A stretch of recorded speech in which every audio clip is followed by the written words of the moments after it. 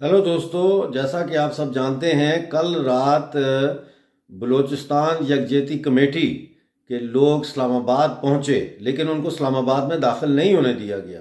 उसके बाद मैंने वो गुफ्तगू देखी है जो डॉक्टर मारंग बलोच और एसएसपी के दरमियान हुई है, और एसएसपी ने उनको कहा मुझे 2 मिनट दें, मैं कुछ करता हूँ आपके लिए, लेकिन आप प्रेस क्लब नहीं जा सकते, लेकिन मैं कुछ करता हूँ। वो चला गया, 2 मिनट गुजर गए, 5 मिनट गुजर गए, 15 मिनट गुजर गए। उसके बाद क्या हुआ, वाटर कैनन्स आ गई। यानी वो उन्होंने जो 2 मिनट मांगे थे वो उन्होंने ताखीर पैदा की ताकि वो बैकअप फोर्स मंगवा सके।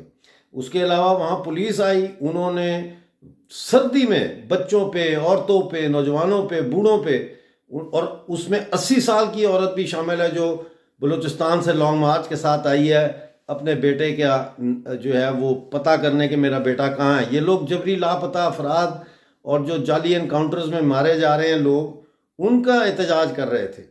मेरा सवाल ये है कि हामिद मीर साहब, अली अहमद कुर्द साहब और इन जैसे दूसरे जो लोग पब्लिक जलसों में और कॉन्फ्रेंसों में और सेमिनारों में जाके बलोचों के हकूक़ का जाली और मसनूई वावेला करते हैं और तालियां समेटते हैं, वो कल कहाँ थे?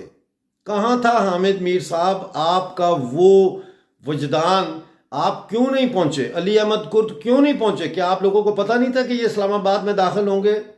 आप लोग वहाँ क्यों नहीं आए? और अभी तक आप लोग खामोश हैं।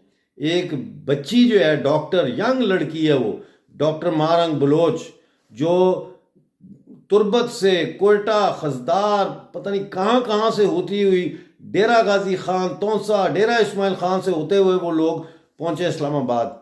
निहत्थे लोग।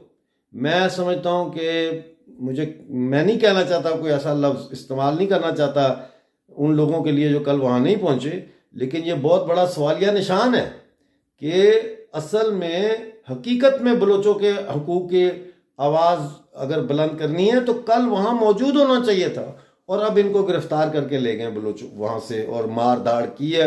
डॉक्टर मारंग बलोच का भी सुनने में आ रहा है कि उनको गिरफ्तार किया गया, और जो इस्लामाबाद नेशनल प्रेस क्लब के बाहर 26 बलोच बैठे हुए थे कई दिनों से धरना दे के, वो भी गायब कर दिए गए।